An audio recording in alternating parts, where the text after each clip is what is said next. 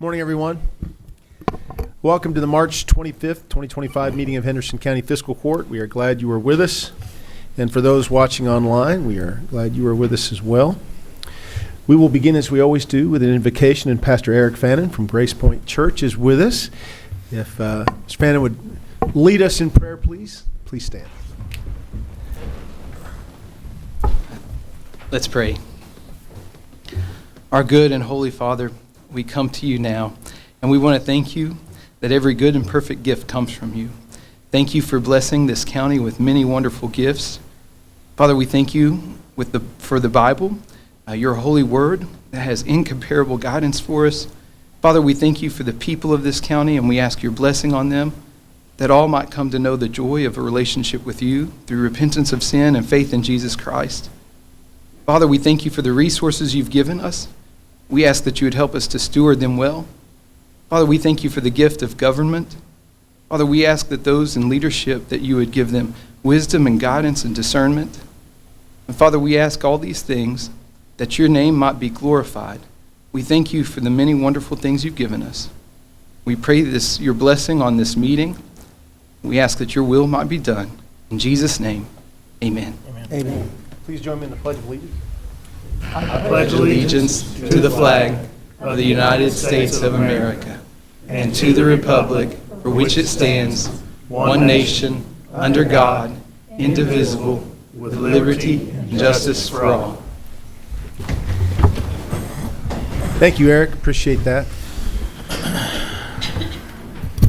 Madam Clerk, would you please call the roll? Sure. Magistrate Starks. Here. Magistrate Berry. Here. Magistrate Southard. Here. Magistrate Tompkins. Yes, ma'am. And Magistrate Putman. Here. Gentlemen, you have before you in your packet the minutes of the March 11, 2025 Fiscal Court meeting. After a period of review, I will entertain a motion to accept those with one correction. We do have a correction on the person who seconded the motion to approve the minutes last meeting, and the Fiscal Court clerk will make that correction. Otherwise, any other additions, clarifications, corrections? Move to accept. Second. We have motion and a second to approve with the correction pending there. All those in favor say aye. Aye. Any opposed? Thank you.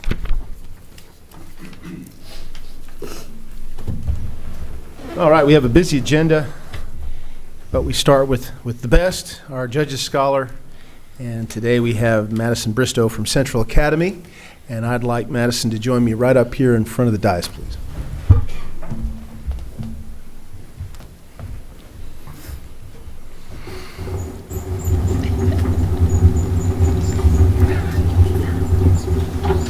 We're going to read a proclamation in Madison's honor.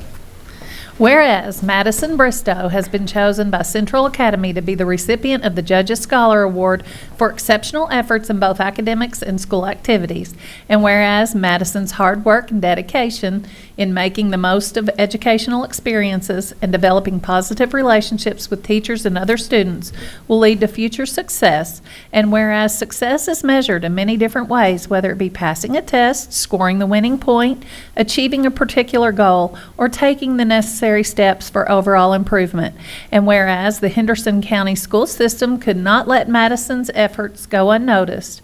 And whereas Henderson County Fiscal Court supports the school system and acknowledges these accomplishments as being significant because students such as Madison will be our future leaders. And now, therefore, I, Brad Schneider, County Judge Executive of Henderson, join with the Henderson County Fiscal Court to proclaim March 25th, 2025 as Madison Bristow Day.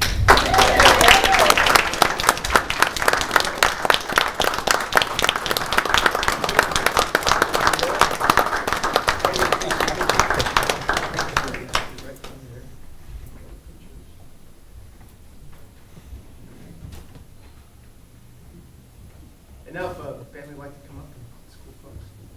Anybody else would like to be in the team for Team Madison?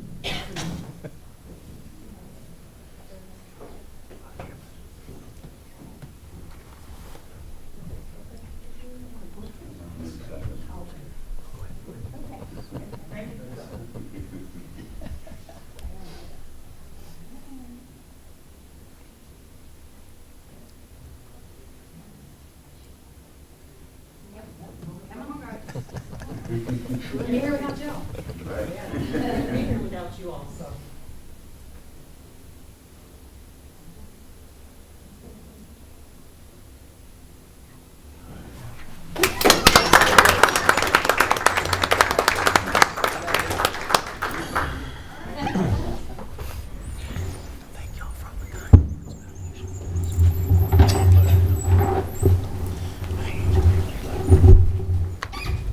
She knows it. Yep. Has to. She's doing amazing. Steve does a good job. Amen.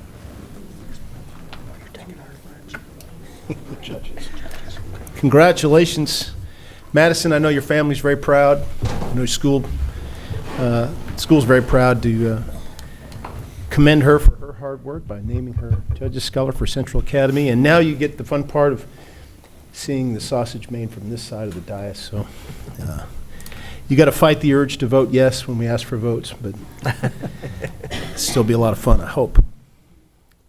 Okay. Again, a pretty busy agenda, and we're going to start with a presentation from the Henderson County Water District, which has a request of Fiscal Court, and Mark Julian, Superintendent, is with us, along with members of his board. Mark, if you'd come up and introduce your guest with you, and we'd love to hear what you need to tell us. And we also have a PowerPoint that's going to be accompanying your presentation. Good morning. Thanks for your time this morning. I'd just like to, kind of ad-lib on to Madison's award there and her recognition. The infrastructure that serves our community plays such an important role in furthering the future of this county. So congratulations, Madison.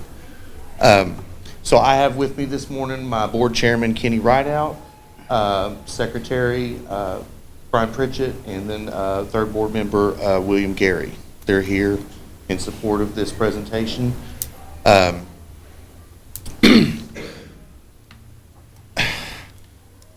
stand before you today to address a critical issue that affects not just the water district, but the entire community we serve.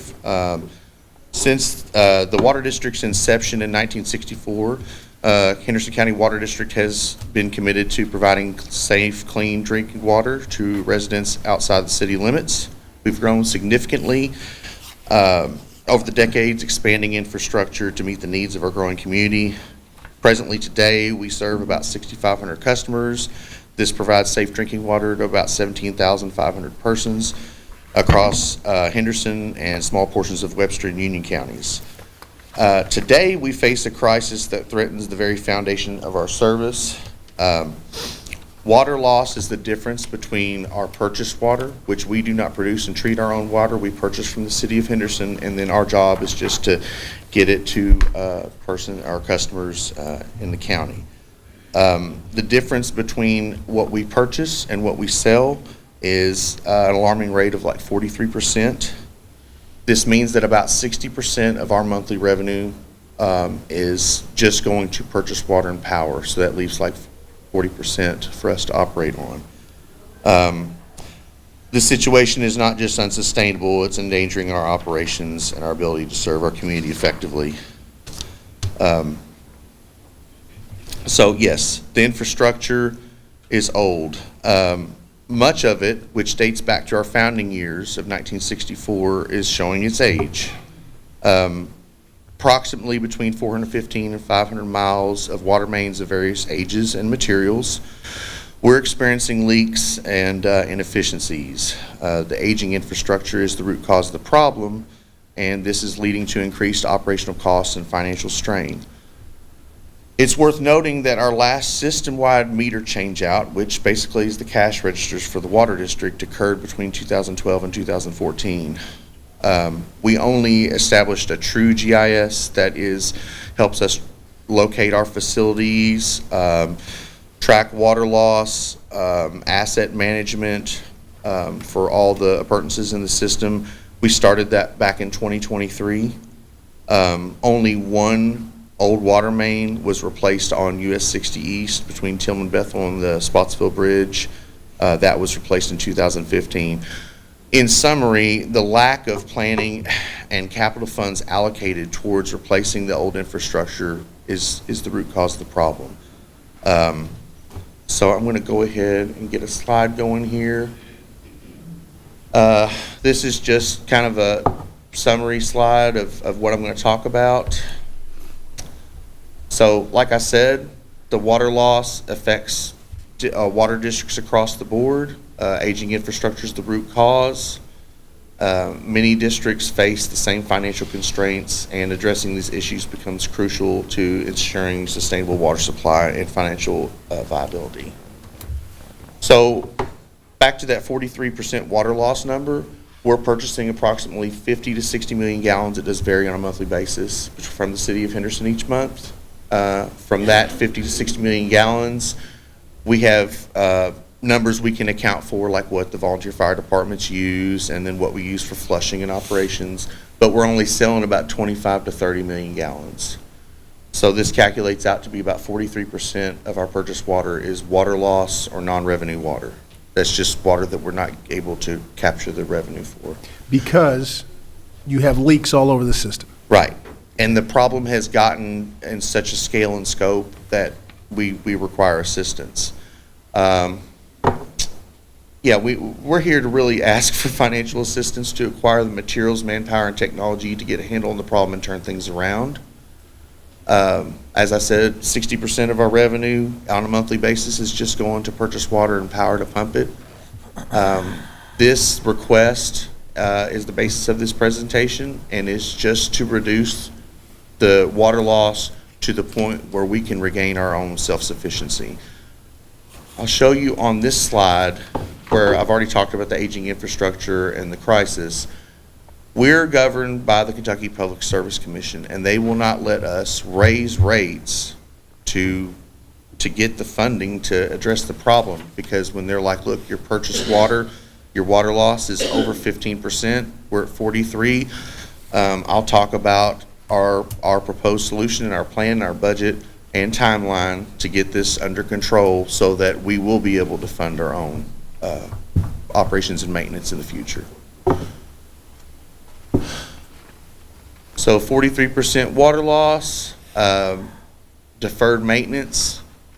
We're doing the bare minimum, like there's no risk of health to our customers, like it's still safe drinking water, but the reliability of service, that is an issue. A lot of things are being deferred just because we don't have the staff or the funds to take care of it.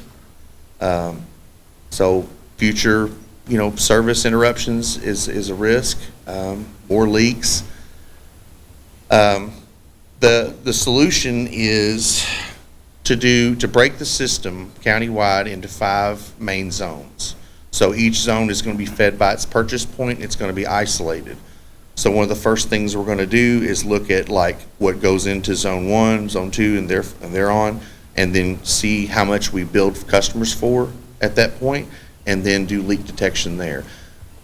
The whole system needs to be gone through with a fine-tooth comb, but I think the quickest way we can get numbers trending in the right direction is to establish these zones, and we're already in the process of doing that.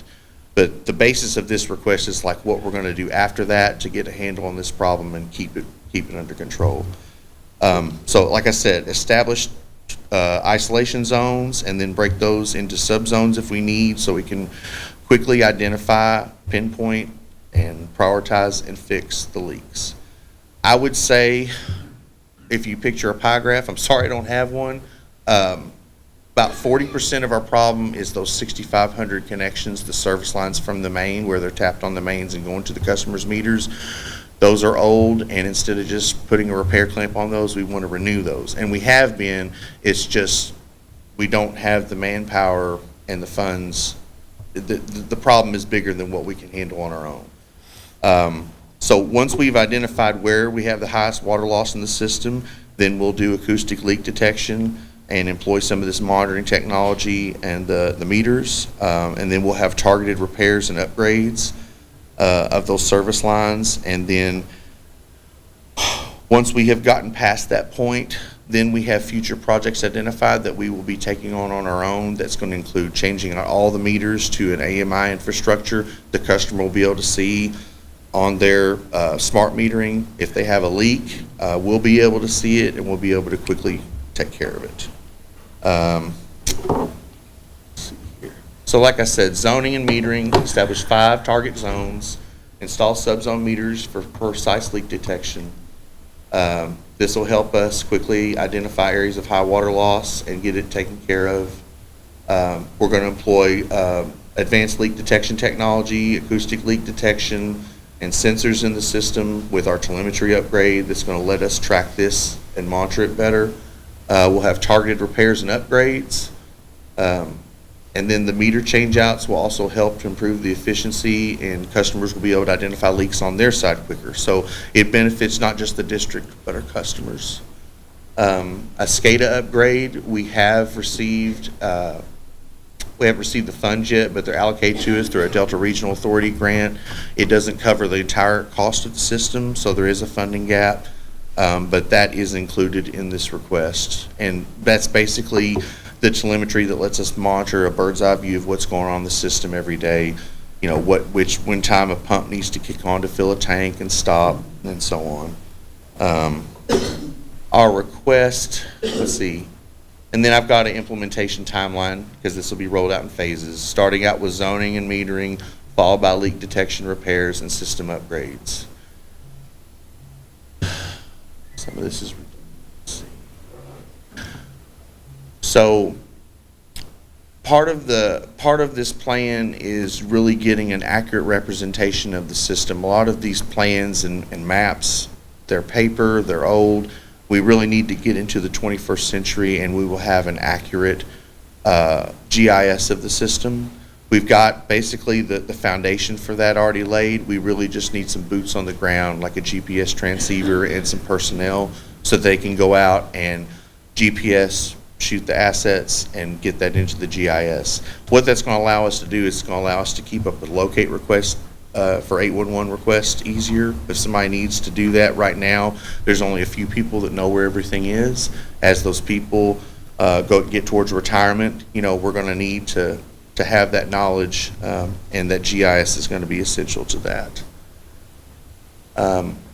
Yeah, and financial self-sufficiency, that's where we want to get to. We want to get to where we can handle this on our own. Let's see here. Yeah, deferred maintenance, inadequate staffing. PSC won't let us recover any lost revenue due to water loss if it's over 15%. So we've calculated through our own analysis, we need to get from our 43% where we're at, we need to get to 26.6 to where it essentially stops the bleeding. And then from there, we'll be able to get towards that goal of 15 and under. And this will be a continual thing that we will be doing. We'll be doing two of the personnel that we're asking for with this budget request is all they're going to do is they're going to be water accountability techs. They will be basically monitoring our water loss and going through this system, and 5 days a week, you know, 7 to 4, that's what they're going to be doing. They're going to be going through the system with leak detection equipment, but it's going to take time to get that equipment and train them. So this request really has contract where we go through procurement and bid out for somebody to do leak detection for us until we can get the personnel hired and trained. And then they would be assisting our field crew with repairs, renewing those service lines and fixing main breaks and the like.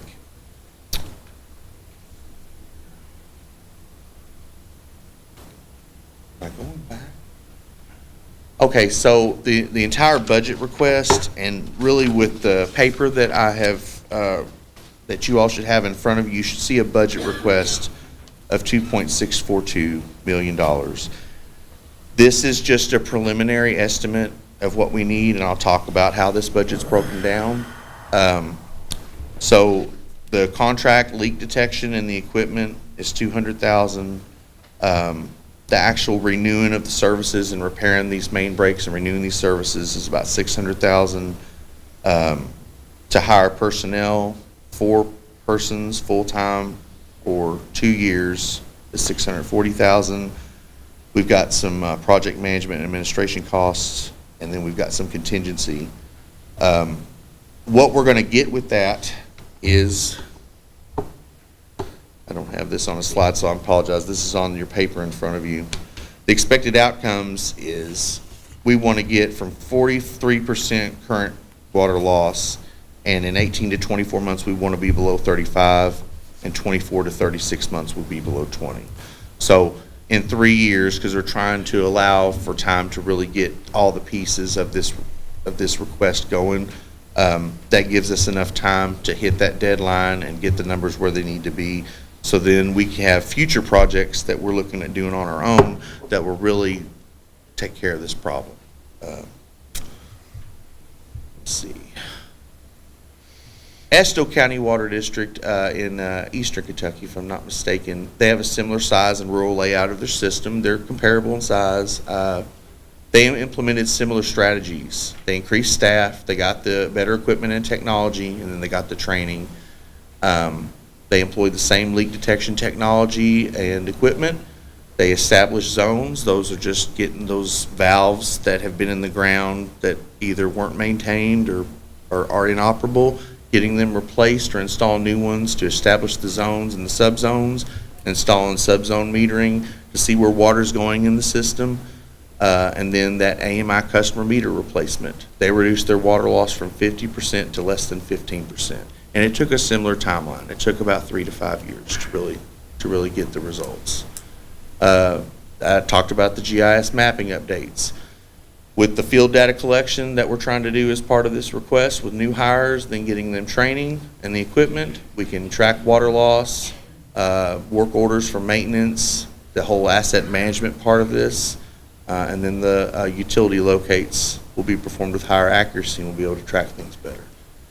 And then after we get our water loss under control, then we have infrastructure replacement projects. We'll be able to have our up-to-date maps and get our water loss under control with a point-to-point survey. They're gonna, those 2 techs I talked about, they'll go through the system, and it'll probably take them all year to go through the system, and then that's an ongoing thing. You're always gonna have leaks when it comes to running a distribution system. It's just part of it. The main issue here is that it has gotten to such a large size that, you know, financially we're so constrained we can't handle it on our own. There was significant federal subsidy in the 60s when these water districts were created, because most people in the county were either on wells and cisterns. So when there was federal money, you know, the municipalities, they had water to expand that infrastructure that used that federal subsidy. And then the grants kind of started to dry up in the mid-90s. They still exist. It's just, it takes a lot of time to get those grants, and then they usually require matching funds. And unfortunately, because of the, you know, the financial duress we're under, we can't, we're kind of back against the corner. So let's see here. We want to achieve self-sufficiency in our financial position. We want to have the resources to address these critical operation and maintenance needs. We want to provide better service to our customers, improve our cash flow, have money that we can allocate of our own capital budget to address the operation and maintenance needs. And then, you know, we don't want the rates to be increased to the point where it's a strain on our customers. I mean, we all are feeling the pinch of inflation and the things going on in the economy. But everybody needs water, and we realize that. And we're trying to do this in a way that is an efficient use of funds. The future projects, well, let me talk about this real quick. So the next steps, if we were able to acquire funding, half grant and half zero interest loan to initiate the project, we'd immediately start the process of advertising for bids, getting equipment, and hiring and training staff. Then we are in the process of establishing those zones. We probably need another 1 to 2 months to get them established. And then as soon as those zones are isolated, that means the valves are in the ground, we know they hold, we've checked them. We'll have 1 month of billing. And basically, if I'll give you an example, if 10 million gallons went into Zone 5, which is 60 east from Tillman Bethel all the way to the Davis County line and south to like Hatchet Mill, So that area is zone 5. If 10 million gallons went in and we only sold 5, we know we have 50% water loss. We do that analysis quickly in the office based on a month of billing, and then wherever it's the highest, that's where the crews are going to go first, so we can get essentially the low-hanging fruit. So then we would conduct a detailed leak detection survey of the system using that acoustic leak detection technology and pressure sensors and loggers that we would leave out. We'll also be starting to update the GIS with GPS field data. Quarter 3 of 2025, we would start our targeted repairs and key upgrades. This is implementing a comprehensive repair and replacement program targeting the areas with the highest water loss. Monitoring tools should be in place by this time, as well as new hires trained. Quarter 4 of 2025, we would start replacing our big customer meters and all our master meters. This allows us time, once we've got the funds, to get everything ordered and get it installed. Contractors will be procured through comprehensive bids, through sealed bids. This contractor will aid the field staff. You know, you got to think, if we were to run a whole nother field crew, that's going to require a whole new service truck and all the tools and fittings that they need, and hiring people, personnel, benefits. So part of this request is like, we get more people in-house, and then we have a contractor. That way we've got 2 crews essentially that are renewing services and repairing leaks. And yeah, identify, pinpoint, prioritize, and get the leaks fixed. Financial planning for future projects would start in quarter 1 of 2026. We would evaluate what we've been able to do through the 3 quarters of 2025 with this request, and then the future projects scheduled. So the expected outcomes, 18 to 24 months from the time we would get funds, we would achieve a water loss rate below 35%. Then from 2 years to 3 years, we would achieve a water loss rate below 20%. So this will achieve a self-sufficient financial position and free up resources for critical needs. Like I said, long-term benefits, improved cash flow, increased capital budget to address operation and maintenance needs, establish financial self-sufficiency, and keep rates low. The future projects. So once we have gotten our water loss under control and we're able to acquire funding on our own, and I want to say, throughout this whole thing, we would be applying for grants. We're going to seek every grant opportunity available. And then from there, once we're credit worthy enough, if I can say it like that, then we would acquire our own low interest loans. You know, SRF is highly competitive. It's hard to get a project ranked high enough to get funding. And we've applied year after year, and it's just the needs are greater than what the cash is available. Kentucky Waters is another program that is new, and we met the criteria, but we did not rank high enough. And we worked very hard on the application to try to score the highest we could so that a request like this wasn't necessary. But once we got the water loss under control and we're able to seek our own funding besides grants, then we would do the advanced metering infrastructure. That's estimated at a $2+ million cost. And the last time that we had an entire system meter change out was like 2011 to 2014. So once these mechanical nutating disc meters that are in the ground get about 10 years old, their accuracy goes down. So that means that it's usually in the customer's favor once a meter's old, 9 times out of 10. But as they get older, it's not going to register accurately the amount of water that goes through it. There's newer technology out there. It's not just the AMI infrastructure that lets the utility see a customer's usage each day, and the customer could see it also. The newer technology captures low flow conditions. You know, people are trying to save money on their water bill, so they're buying low flush toilets and shower heads to save money. Well, those low flow conditions, the type of meters that are in the ground don't adequately capture that. So ultrasonic meters are a solution to that. They'll capture those low flow conditions, and then we'll have more accurate billing. So that benefit is twofold. We're looking at trying to get that project scheduled after the water loss is below 20%, about 36 months from the time we initiate this project.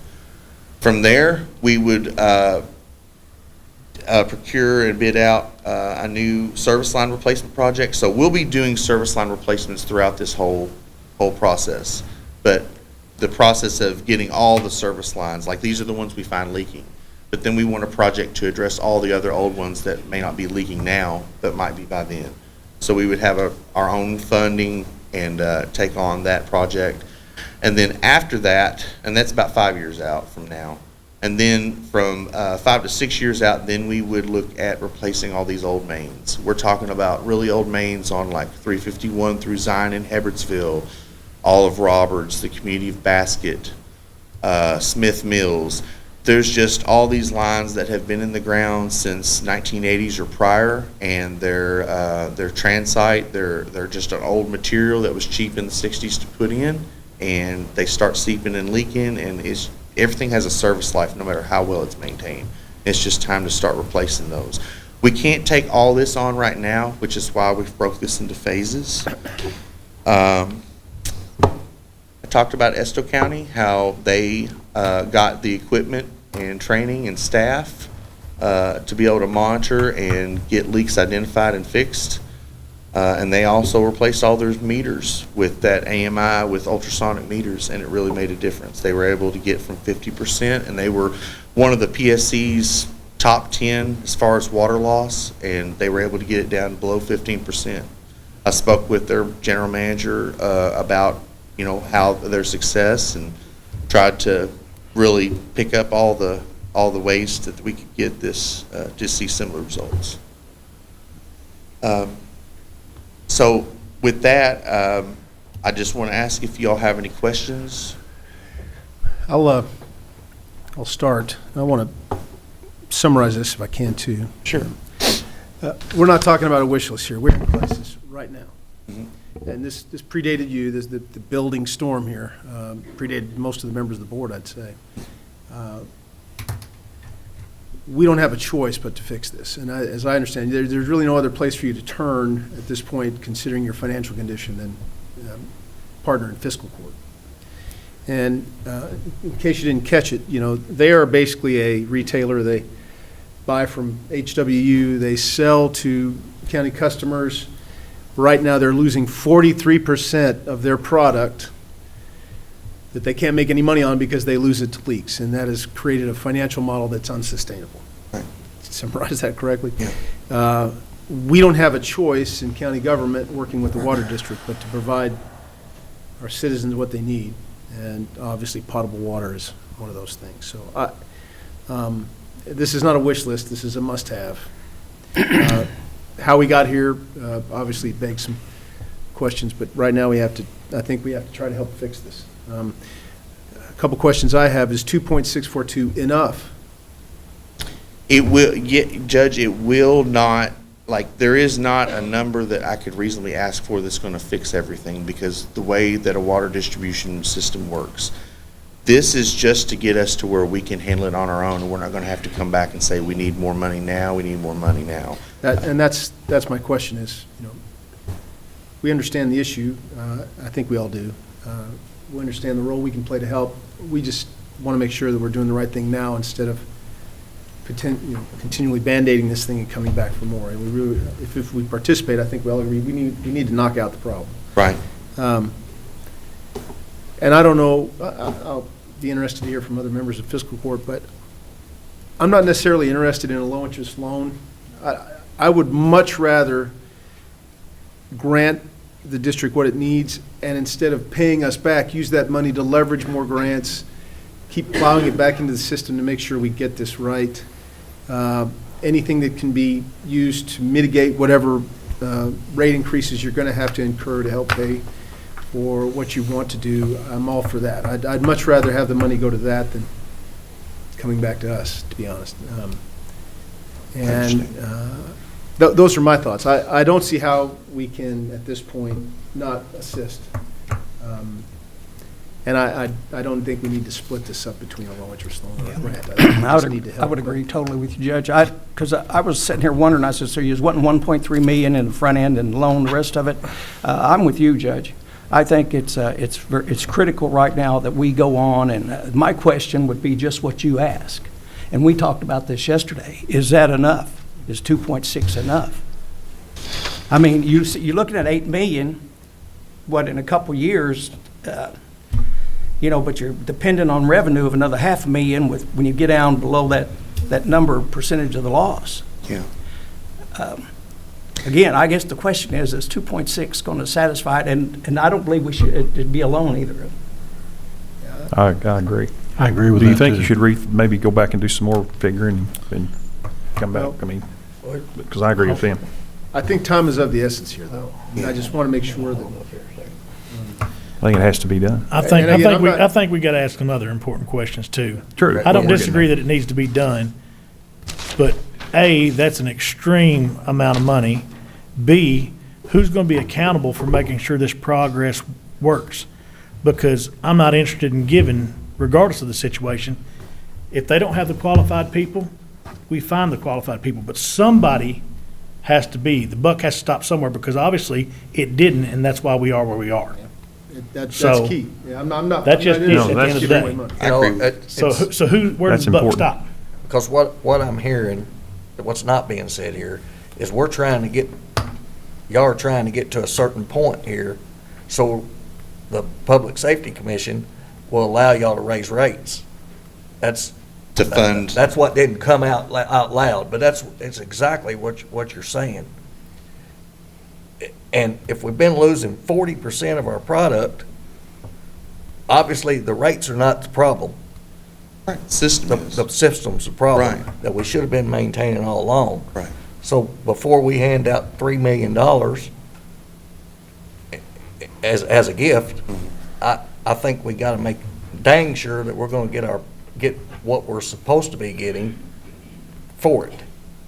And Absolutely. it's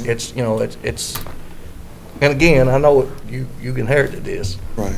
Absolutely. That doesn't matter. It's now we got to figure out how we stop it from happening again if we put that kind of money up. Right. I do agree that the money that we do give, we give it You to give it, you. that's right. And because it's taxpayer money, it's not our money. And the taxpayers are the ones that's going to end up Paying the bill. My with the burden point, of this. my point with the questions that I was asking is, I do this type of work every day for a living, that you have to get it right. This is something that we have to get it right at this point. Somebody has to be accountable for this. Somebody has to give a very detailed plan. I understand that this is the point right now. I think this is a good starting place, but we definitely have to narrow the scope on this, because this is way too general and way too broad. Well, and That- I didn't ask Mark to come up with, Right. bring us the entirety of Sure. the detailed plan to this point, but. Well, was this answering some of the questions, though, when you look at the budget requests? He said advanced leak detection was 200,000, and he kind of broke it down, extra personnel, 600,000.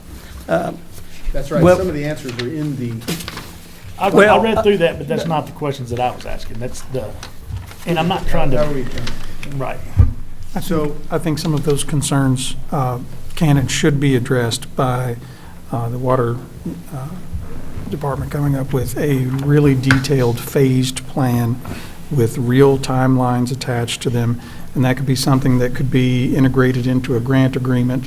And then there could be some sort of reporting requirement in there where they Agreed. come back to fiscal court and give some updates That's on exactly progress. where I was going. Things like that. absolutely. Yes, that's exactly where I was going. Mark, Let me just, I mean, most of the time when somebody has a leak, they know it. Their water pressure goes down, or they see water bubbling up out of the ground. How did we not know this was happening? Greater than 75%, I'd say, of leaks, they don't surface. So So it's a death by a or million they go cuts. into ponds or things like that. don't right, they? and unfortunately, a lot of our infrastructure, I'd say 80% or better, are in county and state right-of-way along highways. So they're in ditches already. We found one in the community of Reed that, a guy out with his hunting dog called in about a little leak. It was actually surfacing. Well, so we went out there to verify it, scheduled to get it fixed, and right down the road on Highland Road or Highland Drive, something like that, and there's a creek, and we had a big boil of water in there. Well, we got that valved off, because every second that water's leaking, we're losing money. And it's just gotten to the point where we're trying to run this place on 40%. A lot of these people, they won't call in about leaks because they're being backfed. Like if they're on a large diameter main, like a 6 or greater, and they got a leak on this side, well, they're being backfed from this side, so they can still take showers and wash dishes and do all the things. So it doesn't get reported. But this should improve service Absolutely. as far as water pressures. What about fire service? I mean, this is a safety issue too, isn't it? Right, we don't have enough hydrants. I know that we're right Well, now, we've I got a was gonna ask contractor about that, procured. too. We're getting those ordered and getting those in. I'm talking to the fire chiefs at their next meeting in April to kind of give them an update and kind of see where we are with grant funds and how many more we can repair and replace and install. Basket's got a new fire barn. We're going to be getting that scheduled probably in the next 3 to 4 weeks. Get Mark, them. I was going to say, Mark has done a great job. I worked with him on several issues in my area and personally as well. He and his staff do a very, very good job. And so don't misunderstand what I was saying. They're wanting to put in the effort. We just have to be, exactly what, county attorney was saying. I think they've got a good starting point. Let's narrow the focus on there because I had a leak that Mark helped me find. It was 3 gallons a minute on my service line going directly into my pond. For what, it ended up being for 2 months before we caught it? I mean, I had a $2,300 water bill over 2 months. It's normally 50. So 3 gallons a minute on my service line, and showers, no difference of water pressure. It's just not as cut and dry as it seems. So, while again, I just don't want my questions to be misinterpreted as not being supportive because they do a great job. Well, I agree, though. We do need more communication, I think, and oversight to make sure that this gets done and like Taylor says, get it done right. I have one more thing. The meters you're talking about, is this the same meters I'm hearing about all over town right now? No. Okay. I don't want to be on the face, I don't want to be. From what I understand, from what I understand about the issue with HW meters, I won't go into a big long thing, but basically they put 3,600 meters in the ground, okay? And it was reading in the right unit, wasn't metered in cubic feet, it was metered in gallons, but there's a multiplier on there. And that wasn't updated in the billing software. The meters read correctly. Okay. There was an issue between the number that gets pulled when we read the meters, and this is the city, this is not us. Right. But there was an issue when they replaced those meters from whenever it went into their billing software, and let's say a family of 3 uses 3,000 gallons of water in a month, and that's what their meter read was, so that's what they're going to get billed for. Well, the multiplier was not right, and instead of 3,000 gallons, they got billed for 300. Well, that went on for a few months, however long it went on, and then now there's this makeup cost. What we're trying to do is we're trying to get the meters replaced with the newer technology that's more accurate, that lets the customers know if they have a leak, just like a smart electric meter, but they don't have to worry about leaks. Just real quick, things that we've done since I started. We've got more licensed, trained, certified operators than we did before I started. We had done a creek crossing rehabilitation project where we took these mains that are sitting in these creeks, and due to erosion from, I said they're in the right of way, we've gotten those fixed. I mean, there's more, but we used that cleaner water grant money that was allocated for something else. We switched over to that. We're really trying to get a handle on this, and I will work with you all in every way possible to get you somebody who's accountable, to get reporting, communication, and updates, to get a detailed cost estimate and a timeline. I just didn't want to come in here and ask for, let's see, 2.62, that's 5, another 8, 9, I didn't want to come in here and ask for $16 million because I know that's unreasonable, right? I'm glad you did. Yeah. So, but what I'm hearing is next steps, and it's going to be on you. And I'm going to ask your help on this. We need a detailed project timeline. Okay. From beginning to end, that would entail the 2.642, what is done with that money. And by detailed, I mean, month by month, what work is expected to be done in those months, how much. Obviously, you know what I'm talking about. Yes. As detailed as you can make it, plan on monthly reports to fiscal court during a fiscal court meeting, similar to the way the other agencies do. You can also submit progress reports to my office, which we can disseminate. And again, a list of completion goals. At the end of this, what do we see? And then another detailed plan to keep it from happening again. And we understand more than anybody that sometimes there's a need to raise rates based on what is required, the expense of things. We get it. But our hope would be certainly that anything we could do to avoid raising rates unnecessarily would be one of the goals. But we understand that's sometimes out of your hands.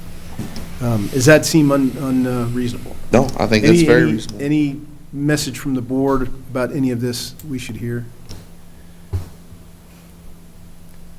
You can, please, yeah.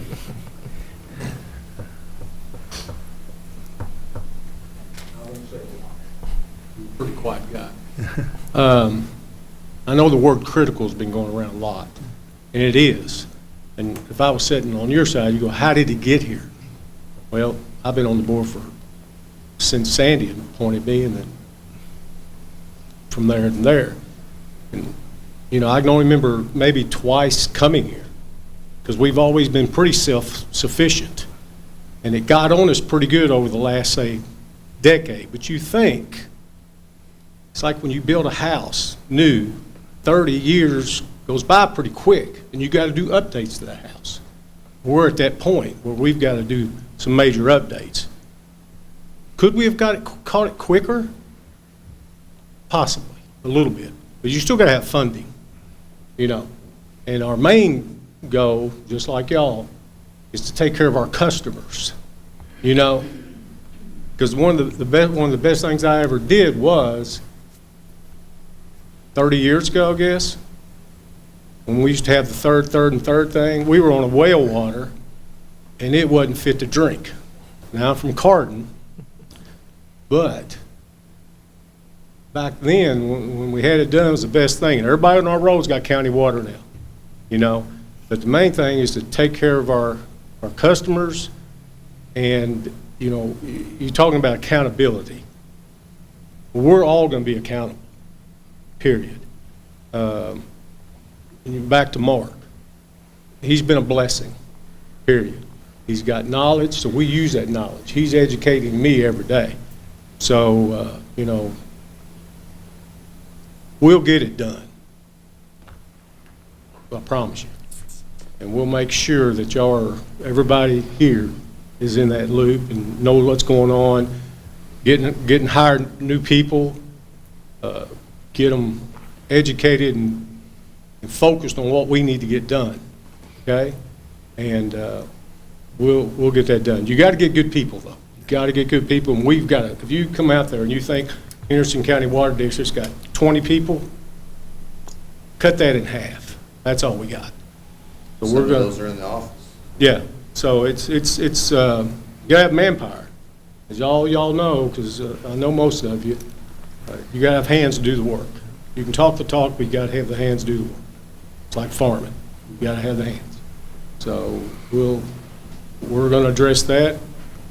Get some more people out there to cover more ground and get more stuff done, and hopefully 3 or 4 years from now, we'll be looking at this in a positive way. Thank you, Brian. So sounds like we've given you some next steps. Anybody else has anything to add? What I'd say is when I'll have Mark get back with me when he's prepared the detailed timeline and project scope and goals that we asked for, and run it by Steve here, see if we can use that to create a framework for a grant agreement, and then bring it back to court. Sounds good. Really appreciate it, Mark. Thank you all. Mark, Good job. and it does Thank sound you. like the chair's on fire. It's not smoking, the chair's on fire, so. Yeah. So time's of the essence. Yep. I'll be back as soon as possible. Okay. Very good. Thank you. Thank you. Thank you. Okay, I'm going to bring up Nick Stallings, County Road Engineer, for a couple updates and bid opening.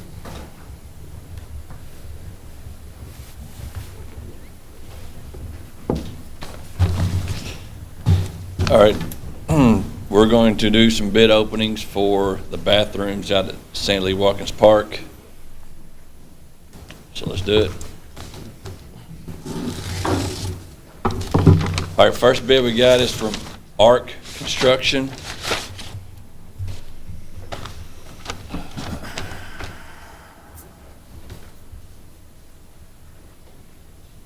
They came in with a bid of $301,245. This is for one of the bathrooms? This is the bathroom, men's and women's, that is connected to the building that everybody rents. The shelter, It's going to be open, it's going to be open year-round. Right. Because we're pulling heat and air from the actual building itself, so it won't be winterized like some of our other bathrooms are. Okay. And it'll be outdoor accessible, Right. so anybody can use a bathroom out there at the park. Okay.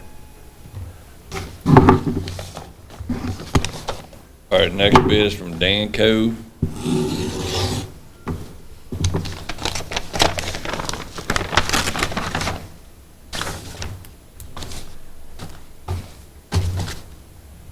And their bid came in at a $264,000 flat.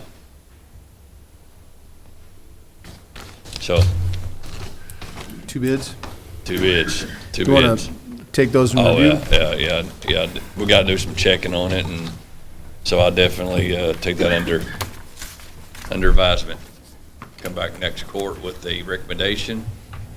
Then our plan is hopefully get these things in service by summer. So, Got a Green River Road #1 update?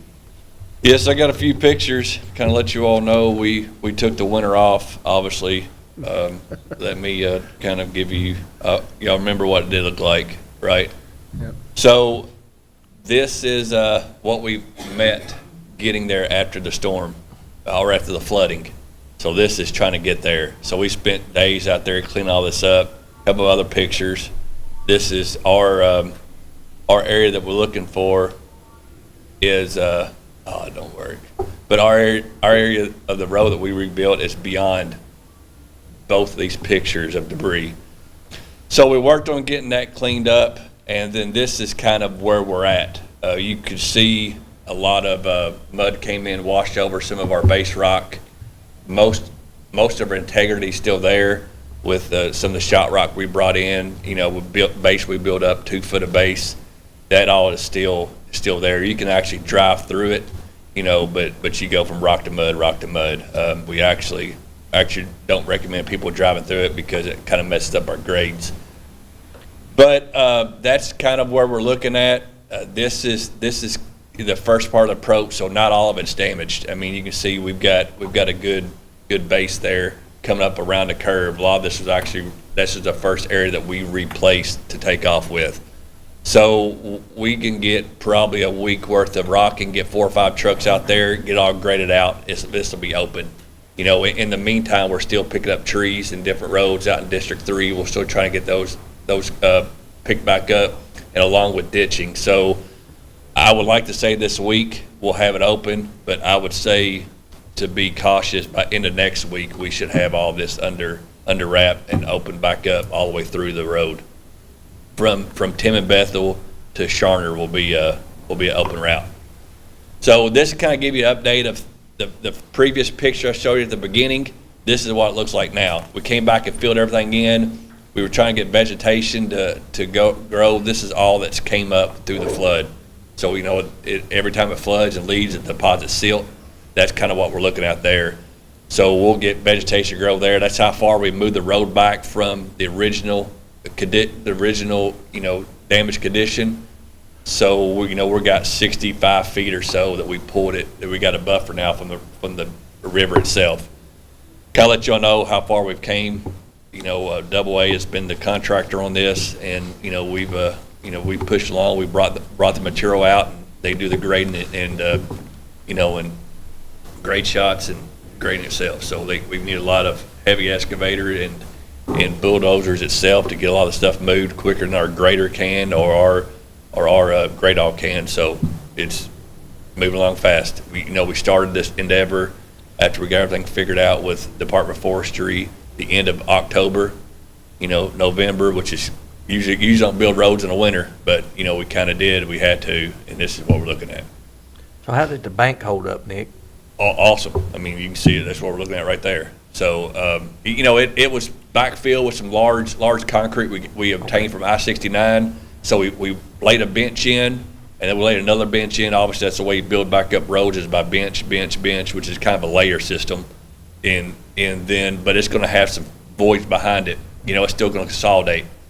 So that's what we'll see in the next couple floods. We'll kind of see some sinked areas. We'll come back in and add more material to it. And then all that's doing is backfilling what was open voids behind the wall. Right. And as it rains and floods, it start filling up all those voids. And then we'll come back in and fill it up. But integrity's still there. Good deal. That's all I got. Now, being able, that rubble from the I-69 construction project is perfect. Oh, Perfect for a this. lot of did, because it's some heavy material. And I told them to bring it as heavy as they can. They're using a large excavator, so we got chunks that are 2 or 3 chunks fill up the back bed of a dump truck. So we needed that out there to armor, the edges. So that's the best thing we could use. Sorry about the flashy. There was no flashy on this PowerPoint, but serious matter here. So Well, thanks for the update. We'll be looking for it when it's done. Thank you all. Yeah. Thanks, Nick. Thank you, Nick. A couple housekeeping things here. It's more than that. You all know that we lost Denny Branson about a month ago now. In addition to being a personal friend and a great resource to this community in many ways, he was also our county surveyor, which, believe it or not, is an elected position in the community. Constitutional officer, our county surveyor. And Denny always kind of jokingly took on that role, never campaigned a minute, never printed a bumper sticker, always got elected county surveyor because nobody else really wanted to do that job. And there's really no tie to the position, to the county, that forces us to use them or anything like that. It's just one of those positions that in the vast history of this state, forces that be saw fit to have a county appointee, county elected surveyor. We did use Denny in the past for certain things, but it was always paid situations. That's how that works. With Denny passing away, his associate, Clifton Craywinkle, who is continuing to fly the banner of Branson Surveys, has agreed to fill out that term. And I just wanted to let you know that we've done that. And I appreciate Clifton almost taking on Denny's legacy and doing this for us. So we have notified the state that Clifton's been sworn in. I don't know if we need a vote to accept, but just in case we do, I'll take a motion to accept the appointment of Clifton Craywinkle as county surveyor. Second. Motion and a second. All those in favor say aye. Aye. Any opposed? Again, there's no remuneration with the position or anything. It's like railroad, we still have railroad commissioner too, don't we? I have no idea. Something like that. Next on our list is a resolution.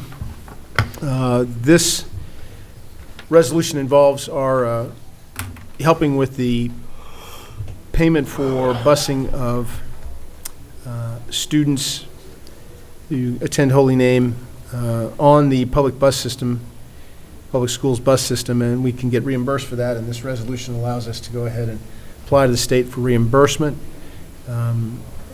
I can have the fiscal court clerk read the whole resolution, or we can do a summary if you want. Summary would be good, please. Summary would be great. The amount we're searching for would be $32,500, and I'll go ahead and read the summary if you don't mind. The resolution stating that the county provided funds in school year 24-25 for the transportation of non-public school students. Get a motion to approve that resolution. So moved. Second.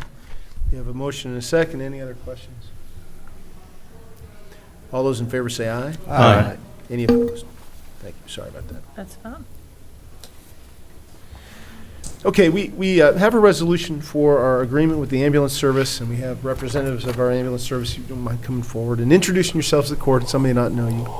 Go ahead. Good morning, Angela Smith, Director of EMS and Transportation for Deaconess. And Angela, if you don't mind me saying, kind of bringing the court up to date, many of you, I think, some of you were here when we entered into a new relationship agreement with our ambulance service with the acquisition of our hospital by Deaconess. And before Deaconess took control of what was Methodist Hospital, the ambulance service was run as a kind of a three-party entity. The hospital, the city, and the county all combined to share the cost of having an ambulance service in our community. And we were spending, if I remember correctly, at that point, along the lines of $220,000 to $240,000 a year for our portion of the losses each year. So Methodist would run the ambulance service. They would actually obviously bill people for using the ambulance service, but sometimes, many times, the full cost couldn't be recouped. So whatever the loss is, we shared that three ways. And that ended up being about, by the end, about $220,000, $240,000 somewhere, if I remember that number correctly. When Deaconess acquired the hospital, they came up with a remarkable offer that basically just asked the city and the county to each pay $65,000 a year, lease them for little if no money, or credit against whatever they needed from us, the ambulance station, as well as ambulances that we had in our possession. Right so far on that? Correct. Mr. Ivy, so far accurate?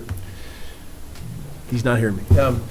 I think that's all accurate so far. That is correct. That was, I believe, a 5-year agreement, and we're in the last year. Earlier this year, Deaconess and the leadership of the ambulance service came back and saying, we need to redo this because it's not working as we'd hoped necessarily. The losses are pretty significant, and we're going to need to ask for more. They made a presentation in front of the City County Cooperative Group last time we met, or yeah. And I kind of explained what they felt they needed from us.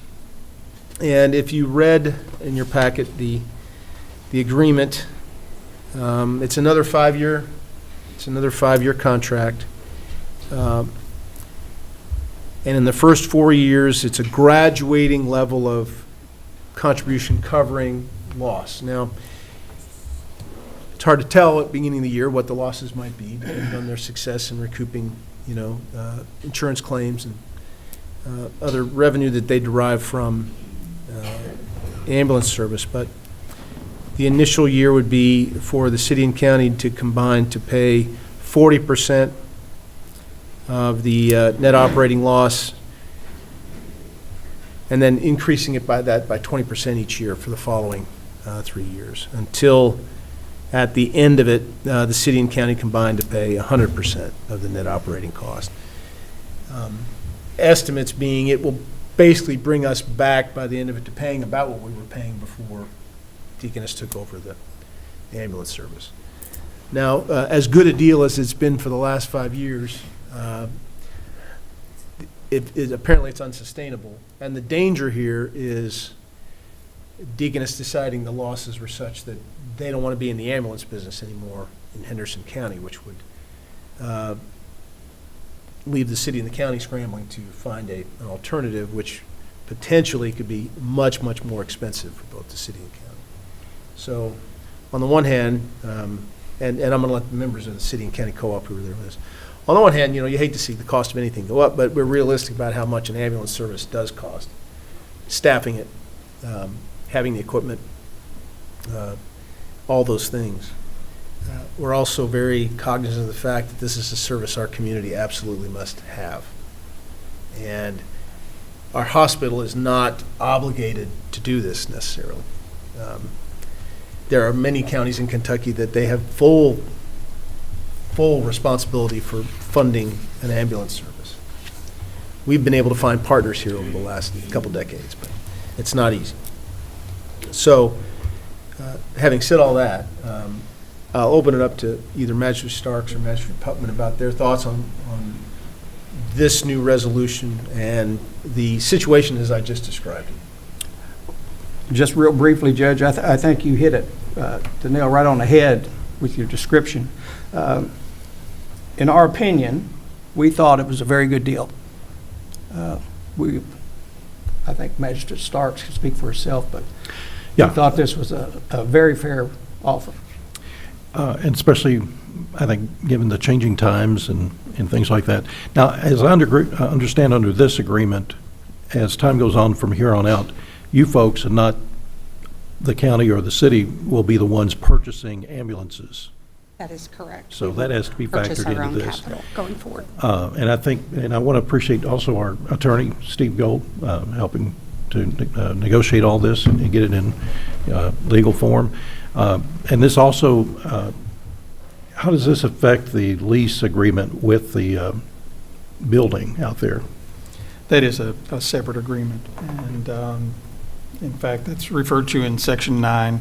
City County agrees to lease the contractor the capital assets and station located at 383 Borax Drive, Henderson, for the term of this agreement pursuant to a separate written contract. Oh, because I know there So were that some is- maintenance issues. Yes. I think the HVAC Yeah, and I needed think to all be that's been upgraded and that type of resolved. stuff. But no, the judge hit it, all points perfectly, and I would be in favor of this.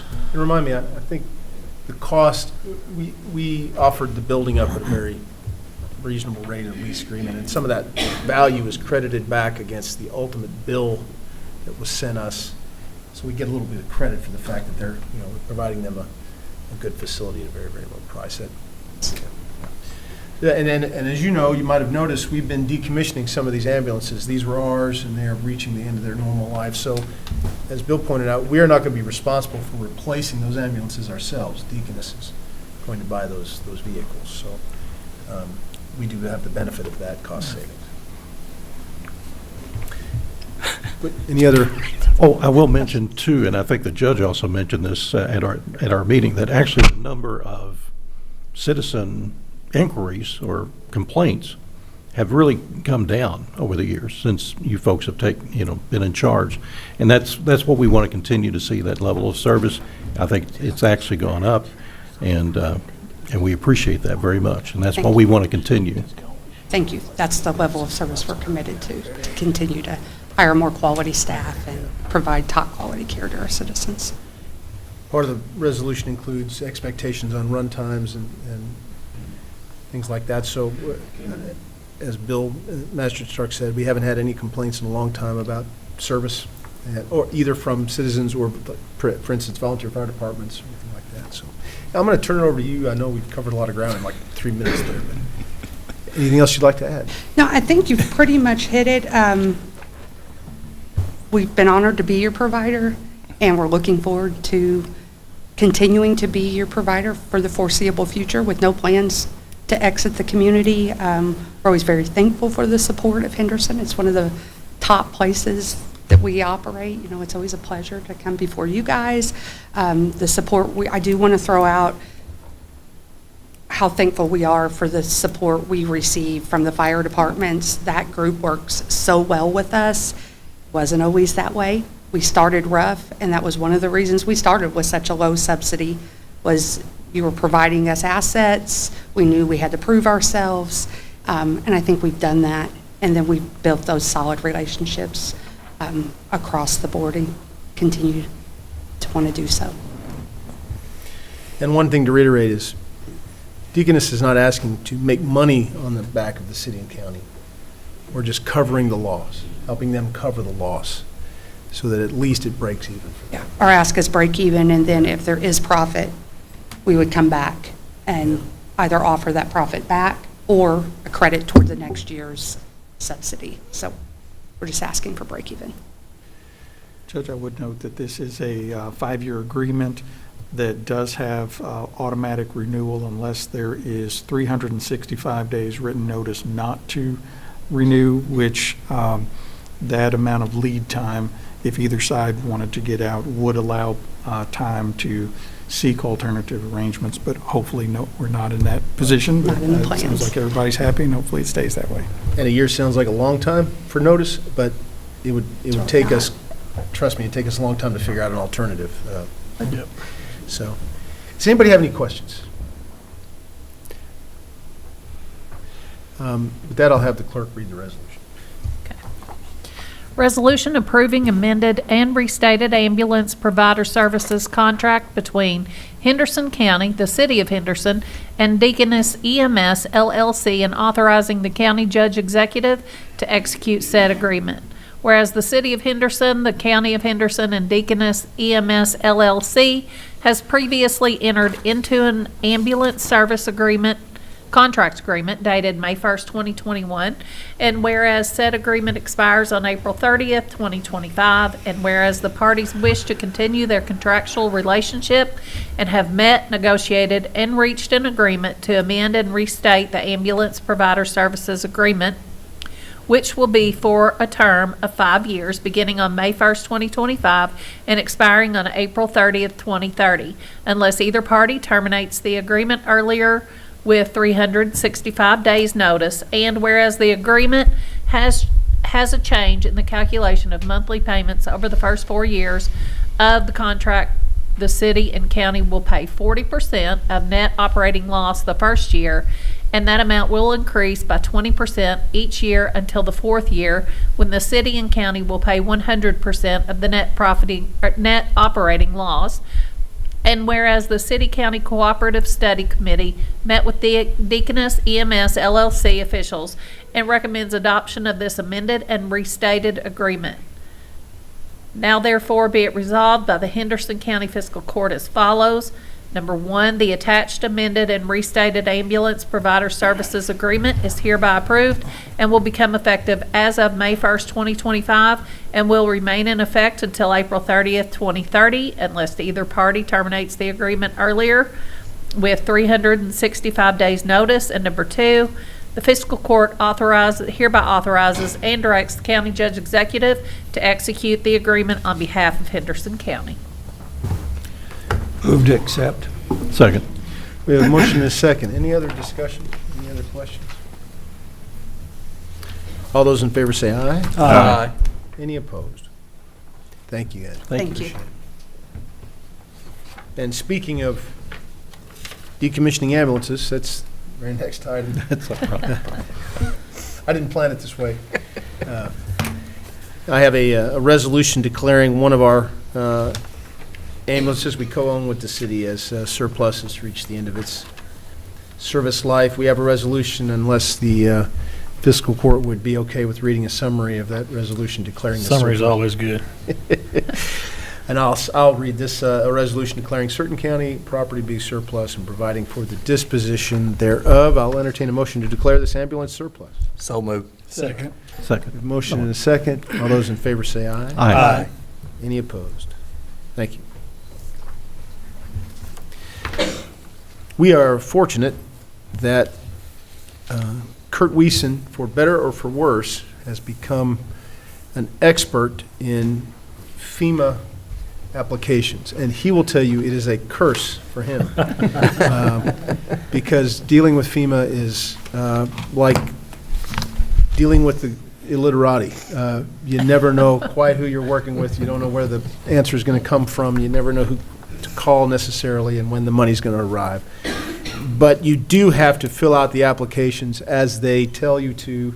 You do have to make the adjustments even as they come willy-nilly out of the blue. And he has worked on these before in various post-disasters situations. And with the funding declaration, with the flooding event declaration, we are going to be potentially applying for FEMA funds. And we need to designate, according to FEMA rules, yet another FEMA rule, a what is called an applicant agent. And I would like to declare that for purposes of applying, that our applicant agent be Kurt Wiesen. And he will be working with our road department. Our roads are probably where most of the damage from the flooding will show up for our purposes. And he'll be working with road department personnel to help with that application. So we have a resolution. If you want to read that short one, it's short, trust me, Master Tompkins. I'd ask for a summary if I could, but this is also short. All right.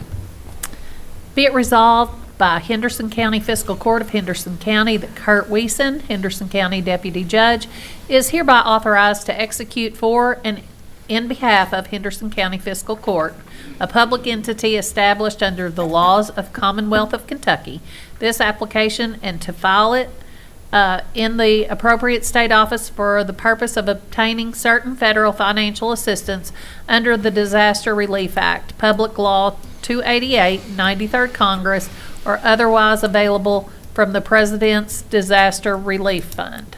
That Henderson County Fiscal Court, a public entity established under the laws of the Commonwealth of Kentucky, hereby authorizes its agent to provide to the state and to the Federal Emergency Management Agency, or FEMA, for all matters pertaining to such federal disaster assistance, the assurances and agreements printed on the reverse side hereof.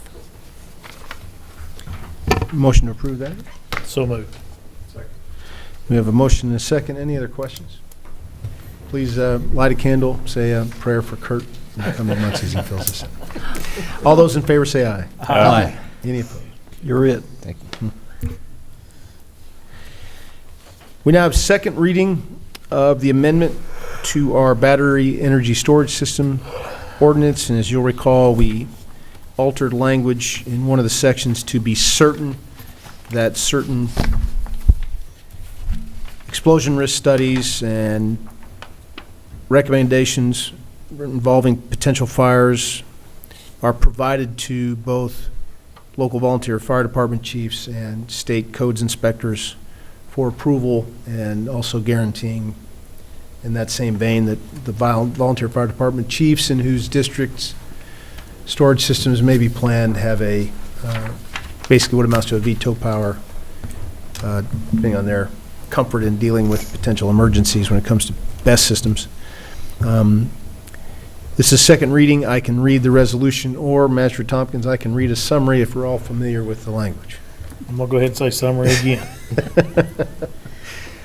Anybody else object to just reading the summary? Ordinance amending the Henderson County zoning ordinance found in the Henderson County Codes of Ordinances and Appendix A thereof, which specifically amends Article 32, battery energy storage systems of said ordinance. Need a motion to approve that. So moved. We have a motion and a second. Any other discussion or questions? All those in favor say aye. Aye. Any opposed? And that is now in effect.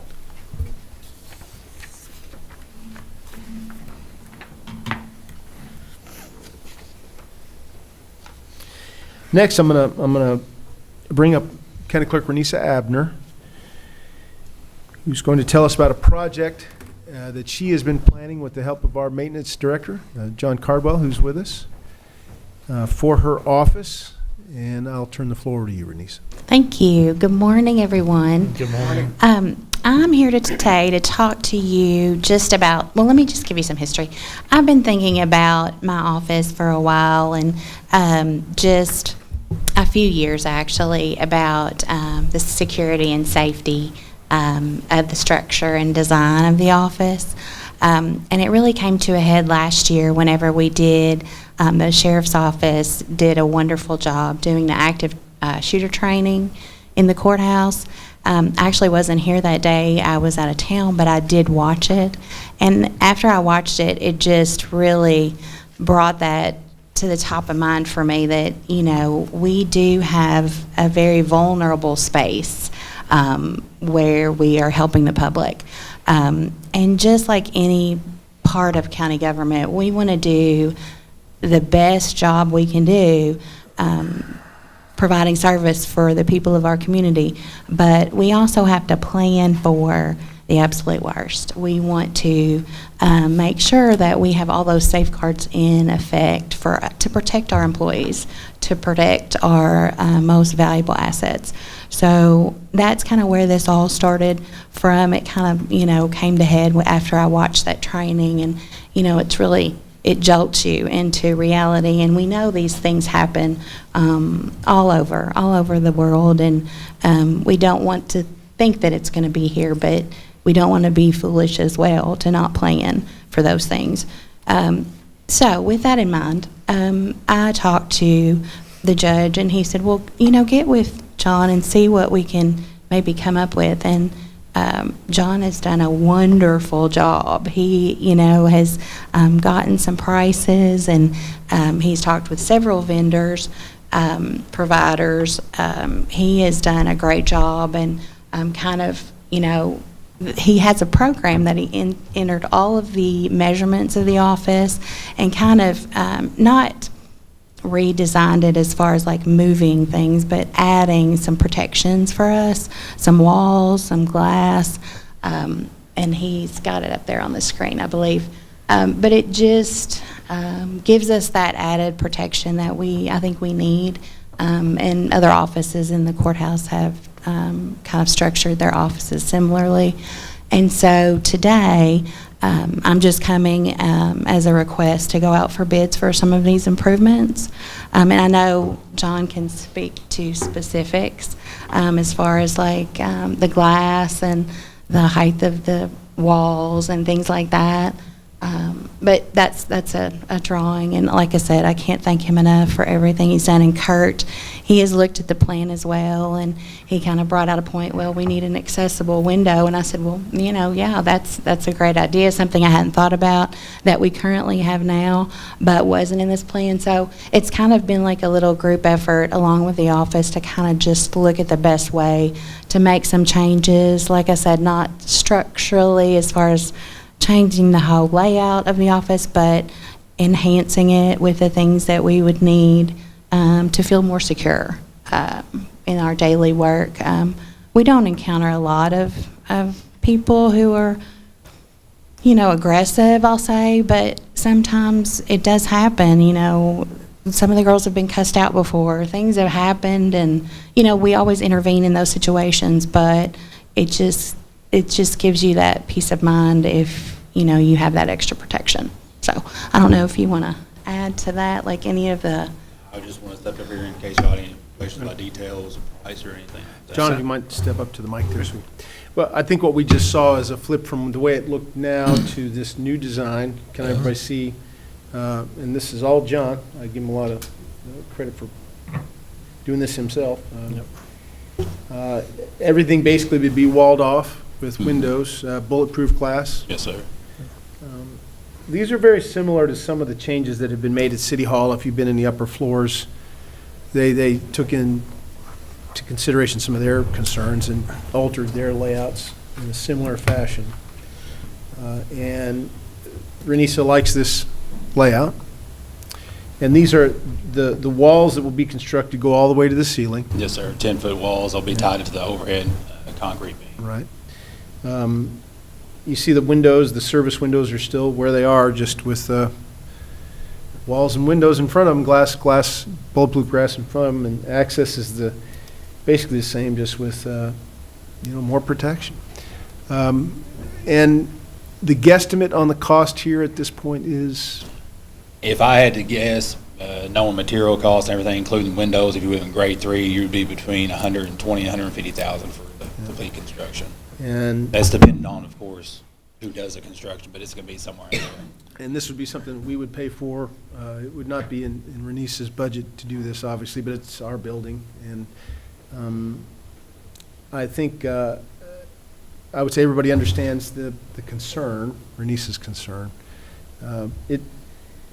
Not too long ago, Steve Gold had a remodel of his office and his vestibule to take into account these very same concerns. And still been able to serve the public without much.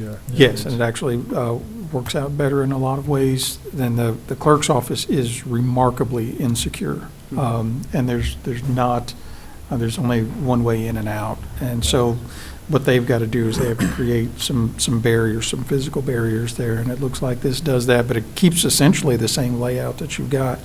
I will note that when we were going through our process, we looked at adding some walls that went to the ceiling, and what we found out was that there were some code issues with making sure there were enough HVAC exchanges. Yeah, so I've talked to our contractors about the HVAC, so essentially we would just change out, they're called eggshell tiles.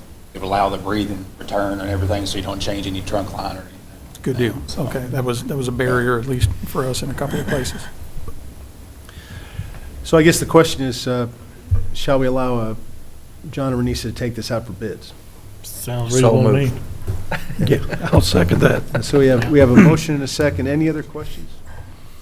We hope to perhaps have this done by the end of the fiscal year? Is it within the realm of That's what possibility? Not this fiscal year. Yeah. Not that, because that's Yeah. July. Okay. Yeah, I don't know. Well, I mean, I don't know. We'll give it a, I think that's ambitious, but I don't know. we'll give it the old possible. college try, but we'll see what happens. If we need to account for this in the new fiscal year. I'm we just will. thinking, like, service-wise, as far as like the work that can be completed during the day when we're helping customers versus at night. I don't know if that would involve a different cost and make So- things, because we have the most foot traffic. I mean, everyone knows that. Well, I would think and that so- part of the bid spec would be perhaps after-hours construction time and what that would Yeah, I've cost. talked to a few different contractors, just ones I know that do good work, that, we'll put a bid in, and some of them were fine with after hours, some couldn't make it work, so. But that would be something that would be ideal, for sure. It would just be easier. As we get into budgeting for the new fiscal year, we'll play this by ear, and if we need to move the money into the next fiscal year, we will, in case we go ahead and pull the trigger on this. But any other questions? We have a motion and a second to move ahead with bidding. All those in favor say aye. Aye. Any opposed? Thank you. Bernice, do you want to stay up here and do your county clerk reports while you're at it? I actually already sent the money and the reports, so unless you guys have any questions, I can. Yeah, no. Motion to accept the county clerk reports? So moved. Second. Motion and a second. Thank you. Thank you very much. All those in favor say aye. Aye. Any opposed? And congrats, Madison. Humane Society report from Gina Miller. And for those of you who might not know, since our last fiscal court meeting, we now have a new executive director of Humane Society, Ms. Gina, who was working as an animal control officer, part-time, yeah, Yes. and now has been appointed by the Humane Society Board as executive director and also helping run animal control. So congratulations. Thank you very much. I'd like to start off with the abandonment. There has been one. Aggression, there was one. Animal that was at large, there has been 32. Deceased, there was 2. The noise complaint was 1. Sick and injured was 3. And just welfare checks were 3. So they have been busy. It's a pretty typical month, though, right? Yes. This kind of stuff. Any other questions of Gina? Krista Bennett, who's Yes, I'd like with to us. present The Krista Bennett, the new president. The new president of the Board of Humane Society is with us. You want to say hello? Hello, everybody. Nice to meet you. They are working together to keep the charge going, both on the Humane Society side and animal control side. We just hired a new animal control officer, so I think we're at full complement. We're full. And everything's going okay. They're all quiet on the Western Front. Yes. So we will continue to monitor, see how everything goes, and thank you very much. Thank you. Any other Gina, questions? we're just real quick. I'm assuming you're still full, right? Yes. Are you getting many calls about the felines? We're getting calls. During the spring, it picks up. We're trying not to get too many in there right now because it spreads sickness. But if they call, in a bad situation, we will get them. Because, some of the magistrates are getting, I think, overwhelmed with some of the feral cat calls these days. Yeah. So. Is there any way we could put some type of ordinance or a penalty involved with people who feed these feral cats, like put out 10 cat bowls and, well, they're on my cats? Because that's the exact complaint verbatim that I've got. I've got 2 neighbors that feed these cats, but they say they're not their cats. That's not right. Yes, we get calls every single day. I mean, Every is day. that not something we could look at? I mean, because But it's going to be hard to do, but. I'm just saying. I kind of wish I'd Trying never to brought figure out that how to up. write but- that one. I apologize to the court. Yeah. I'm sorry. I had a call yesterday that there was a kitten I want up to in be the the cop who tree. shows up at a grandma's door and says, "We're going to cite you for every feral cat food bowl you got on your back." better than doing Who what can I'm. we hire to get that done? I'll say that. I completely agree with your frustration. Writing an ordinance against it, we Well, when they're cannot tearing do up it. private property, How do we enforce it is the problem. I tell you what, You see cat Master balls out back. Tompkins, you bring us a draft of that ordinance and we will consider it. You get it done and you let me know. I can do it, you just won't like how I do it. So we are, You are free to go down that road if you want to. so we are working on some things to address the cat problem. We actually have a meeting on Friday to look at our intake, to see what we can do. Because we know for every cat that we bring in that we get fixed, spayed or neutered, that's one less cat out there having more babies that no, we can't do them all. So the other thing we're working at, one of our board members has done extensive research on a trap, spay, neuter, and release program. And we've been talking with Paula at New Hope as well. So we're looking at what we can do to partner up and implement that. Now, it won't be tomorrow by any means. And we've got to find the vets to do it. Right now, we're transporting to Butler County. They have $25 spay and neuters. So, yeah, they're getting some funding from Fiscal right now for that. So long-term goal is to have something like that here in Henderson. But we're not there today, but we are working on implementing a spay. You guys do a really good job. That was not a Yeah. indication of that. Well, you know this has been an ongoing battle, but Master Tompkins' frustration is actually absolutely well founded. People need to realize, and Vince, if you mentioned this little portion of this meeting in your report, please mention this. Feral cats are wild animals. Animal control is not responsible That's for right. wild animals in this county. If you feed them, that doesn't make them any less wild. It only makes it more likely they're going to procreate and create more wild animals. Just an easy meal for them. And that's what the community does not understand. Yeah, these are wild animals. Feral cats they're cute, I know, but they're just like armadillos or possums as far as anybody else. They're wild animals. Well, what people don't understand either, that's probably the most efficient killing machine God put on this green earth. I mean, a cat is just that. So I know that people, get a special place in their heart for cats, but feral cats they're not like Tinkerbell, with domestic cats, different animals. So That's right. anyway, good luck. Good luck to you in this question. Thank you. Thank you, guys. Let me ask you that, we still can't get a vet to associate her with animal control for the spade neutering in Not Henderson at a County? reasonable price that we can afford. Well, what's the cost these days? 200? There's 130. 130? SNPs went out of business, right? Yes, they lost their building that they were in. They are still doing some transports. They're still working on some stuff. And I've actually reached out to SNPs as well to see what it would take to get them back. Unfortunately, we don't have a space in our building that's suitable for it. Well, we appreciate that. And that cat issue is like the judge said, it's been a problem I know since I've been on this court, so. Yes. And one of the reasons it continues to be a problem is people feed them. That's right. In the county, out in the rural areas, this tends to work itself out. The circle of life happens out in the county with a lot of these cats. But Hey, Gina, just one more thing, and I'm done. I'm done. As far as fundraising, do y'all have any plans in the near future? How you going to raise money? Humane Society. Humane Society. Can we take that one or you? You go ahead if you know. We have applied for grants through the Fiscal, and then we've received another grant. It's a Henderson Community Grant for, I can't remember all the exact words of it, it was a long one. But we just got a $10,000 grant in. We've probably applied for,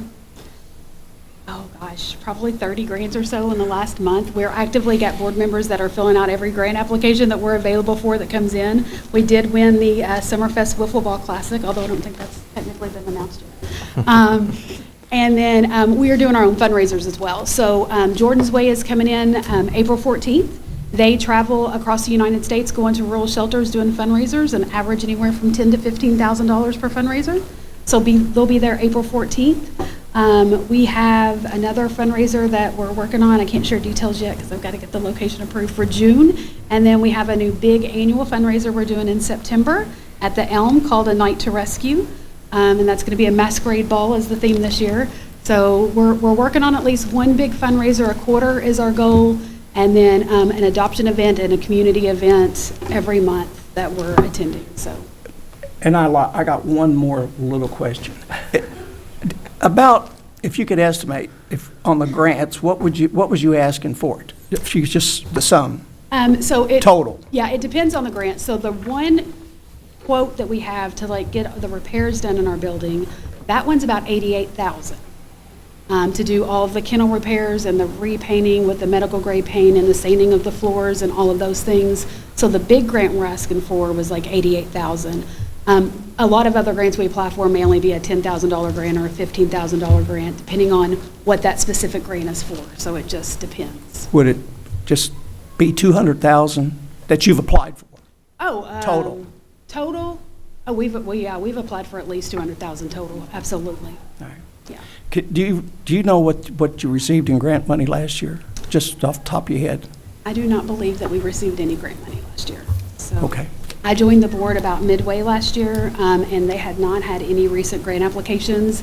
And I started recruiting grant writers. I got a couple to join our board in October, but grant season was closed. So the grants just opened up at the first of the year, and they have been, we've got a spreadsheet of grants that they're applying for. We're tracking what we've applied for, and we are actively working on it. Thank you very much. Appreciate it. Thank you. Thank you. Good luck, Gina. Yeah, we'll see you in about 2 hours. Mr. Gold, report. Judge, I've got several checks today. Interest, $857.39. Flow through from the city, $458.33. Another couple of interest checks, $1,078.50, $20.03. Aflac, $594.52. Dental Vision Life, $785.30 and $11.10. Health insurance, $17,768.87. Jail fees collected, $180. For a total today of $21,754.10, bringing the fiscal year total to date to $207,192.60. And so when I asked Madison, I always ask the judge's scholar, have you ever held that much money? She's like, yeah, I've got more than that saved for college. And I was like, yes, that's wonderful. That's wonderful. That's fantastic. So I'm going to ask you that you hand that to the judge, please. All right. And I dropped it. So. I'm an independent student through FAFSA. So. Awesome. All right, motion to accept the county attorney's reports and payments. So moved. Second. We have a motion and a second. All those in favor say aye. Aye. Any opposed? Treasurer Ryder, we have 2 different budget amendments to process here. This is the second reading of Budget Amendment Number 4 for the current fiscal year. The total amount for this amendment is $294,998. This is amending into the budget prior year surplus from the general fund of $275,000 with corresponding expenditures for the general fund contingency appropriations. This is for the Economic Development Fund, to be transferred to the Economic Development Fund, and is to be used towards the Columbia KBI grant. Also amending into the budget general funds of $19,998. This is for sheriff's grants with corresponding expenditures for sheriff's maintenance and repairs. The total amount of this budget amendment, $294,998. Get a motion to. So move. We have a motion and a second. Any other questions? All those in favor say aye. Aye. Any opposed? Thank you. Next. This is the second reading of Budget Amendment Number 5 for the current fiscal year. Total amount of this amendment is $301,500. Amending into the budget prior year surplus funds of the jail of $216,000 with corresponding expenditures of the jail fund for other liabilities appropriation. This is necessary for the compensation of jail employees as determined by the Department of Workforce Standards in their investigation for the period 2020 through 2023. Also amending into the budget LGEA Local Government Economic Assistance Funds of $60,050 with corresponding expenditures of the LGEA contingency appropriation. This is for reimbursed revenue from from the city for their monthly Humane Society appropriations.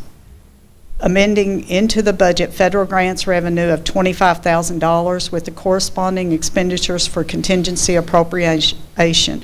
This is for an awarded PREA, Prisoner Rape Elimination Act grant, and will be a future transfer to the jail fund. The total amount of this amendment is $301,500. Motion approved. So moved.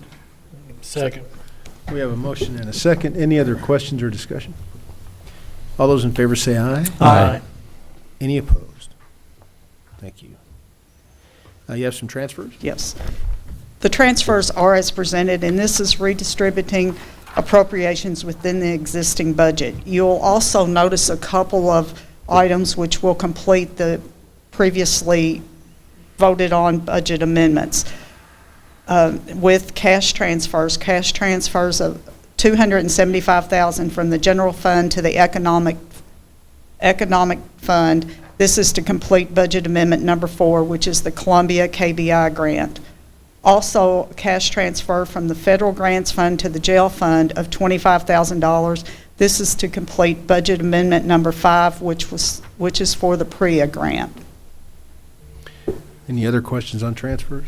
Move to approve. We have a motion and a second. Any other discussion? All those in favor say aye. Aye. Any opposed? You have received your bank balances after paying claims today, and your day-to-day appropriation lines should be at approximately 75%. Additional claims from the general fund, PMAM Corp., $3,250. This is for software licenses for the Sheriff's Department for policy manual developments, and is to come from the office supplies appropriation line. To U.S. Corrections, $3,831. This is for sheriff's transports and is to come from transporting prisoners appropriation line. Visa, $1,725.29. This is for sheriff's expenditures, with the majority coming from sheriff's vehicle repair appropriation line. From the road fund to Nick Stallings, $5,153. This is for current fiscal year training incentive and is to be paid with the March 27, 2025 pay. This is to come from the county engineer's training incentive appropriation line.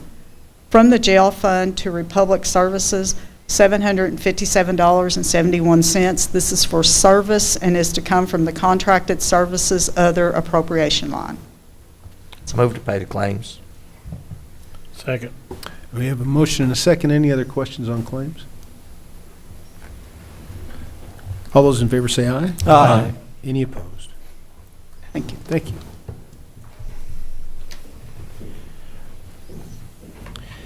Don't have any old business. We are going to go into executive session, or vote to go into executive session.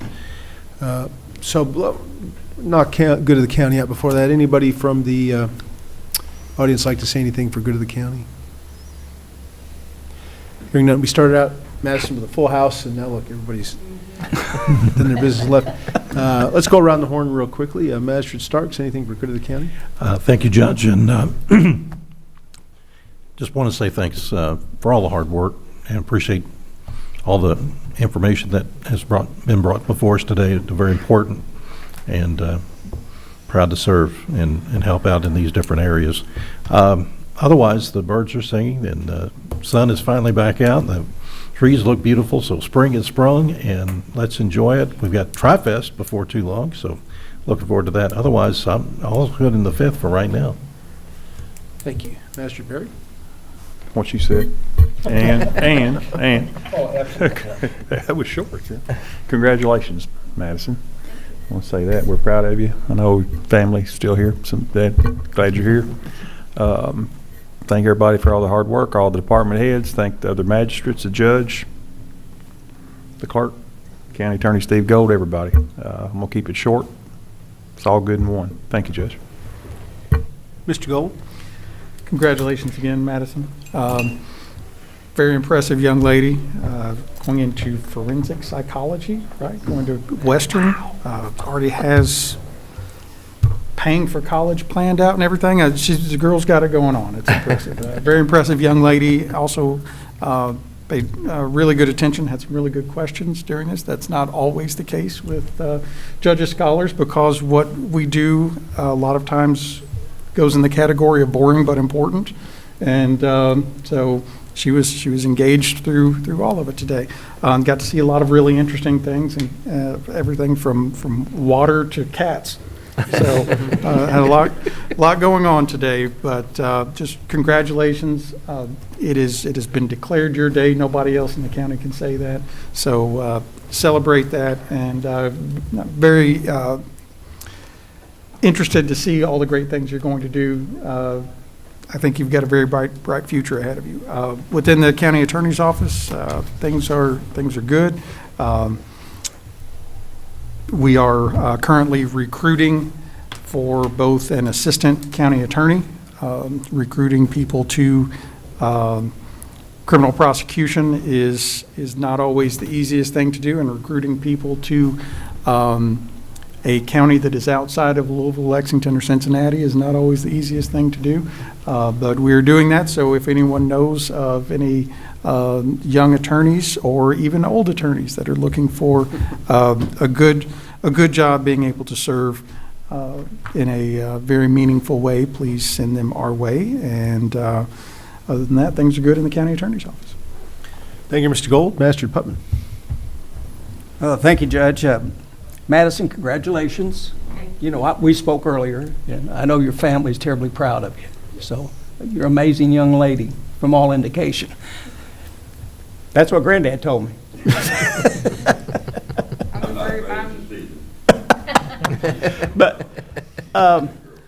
But just want to mention, and I just want to thank everyone for the thoughts and prayers. My daughter was in a bad accident in Iowa, and I really appreciate all the concern. So to anybody out there that's listening online, I appreciate it. And again, everything, I guess, Judge, would be, I want to talk about just real briefly that at our finance meeting, we love the numbers that we're seeing. And it would appear by all indications we're going to come in under budget this year. So Appropriations-wise, that's right. So it all is good in the fourth. Thank you, Judge. Yep. Good work once again by all of our team members to hold the line on spending. So, Master Tompkins. Miss Madison, congratulations. I love your name. It's my daughter's name. And she's got one of those crazy holes in her nose, too. Yeah. I get it. Seems like it hurts, but I get it. No, all jokes aside, it's pretty impressive. You clearly understand the importance of doing the right things for the sake of doing the right things, and setting a goal and understanding that it's not all glory and glitz, so keep up the hard work, because that's what's going to carry you through life. You can do anything you set your mind to, so congratulations. That's right. We're proud of you. Got a good support system, and can't wait to see what you do. Outside of that, besides some cat calls, all's good. I just want to know who you're going to have go knocking on the old lady. I was going to do it. If you can't tell, I don't have a problem with the hard conversations. It doesn't always make you popular, but sometimes those things have to get done, Yeah.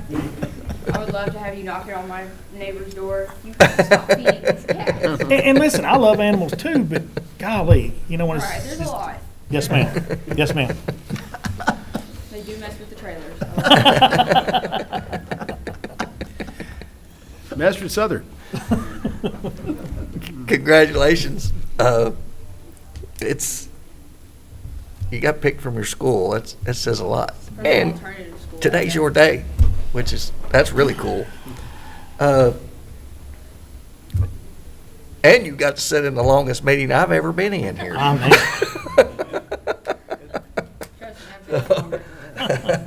So, with all that, all's good in District 3. Thank you. Yeah, this was all over the map. This meeting was, Madison. You got the full effect, and I congratulate you, as everybody else has, on being named Judges Scholar. This is the second year in a row where the Judges Scholar from Central Academy has been an outstanding, very accomplished young lady who is off to great things. If I remember, last year's Judges Scholar from Central Academy was a young lady who'd already been accepted to U of L was on her way to law school at some point. So I forget, but it just goes to show that our school system has many paths to reach success, and really proud of you for everything you're doing. Look forward to spending lunch with you. We're going to go to visit a newer facility in town that helps serve the population who are in recovery or addiction addiction treatment, and really fortunate that it's there, and we're going to go get to see it firsthand, experience some of what they're doing firsthand. So looking forward to that. Thank you for working hard through this meeting. Some important questions to be tackled, and we'll eventually take care of, and it just goes to show, I think, the community spirit of this body. It should go without saying that people who serve in these positions have a community-minded focus, but when it comes down to it, you got to make hard decisions, especially when it comes to money. That's when you really find out where people's hearts are. I'm proud to serve with each of you. We did announce yesterday a series of town halls coming up in the spirit of being community-minded and hearing from folks. We know, and I know, that it's not always easy for some folks to come see me if they want to talk to me, if they have a hard time getting off during the day. Even though we're very open, everybody here is available all the time. The phone calls they get and the knocks on the door they get prove that they're available. But for those who, for whatever reason, would love to talk to us or me, we've set up a series of town halls coming up in April. The first one will be April 3rd, 5:30, right here in the fiscal courtroom. Folks who live in the city or in districts from the city are welcome to come to that. Anybody can come to any of these meetings, but we try to spread them around and make them convenient for folks. First one's April 3rd, right here in the fiscal courtroom, 5:30 p.m. That'll be followed by April 7th, 5:30 p.m. at Roberts City Hall. And then on April 10th, 5:30 at the Smith Mills Volunteer Fire Department. And then April 15th, 5:30 p.m. at Basket Volunteer Fire Department. The public is obviously welcome. The format will be very informal. We'll take questions. We may offer some updates on things going on with county government that we think folks want to know. We'll be there just to listen in case somebody wants to just offer opinions. We hope to have more than myself at these meetings. The magistrates can come to any or all of them. We'll also have other county officials there to help answer any questions that I can't. So we hope it's a good back and forth, good sharing of ideas and thoughts and questions. And we'll stay for as long as people need us to stay at those things to make sure people feel like they've been heard. And we look forward to it. With that, I would like to request a motion to go into executive session per KRS 61.810C, discussions of proposed or pending litigation against or on behalf of a public agency. We might very well have a vote coming out of this meeting, so just want to throw that out there. Can I get a motion to go into executive session for that? So moved. Second. We have a motion and a second. All those in favor say aye. Aye. We will now repair back into executive session, and we will come out and vote if we need to.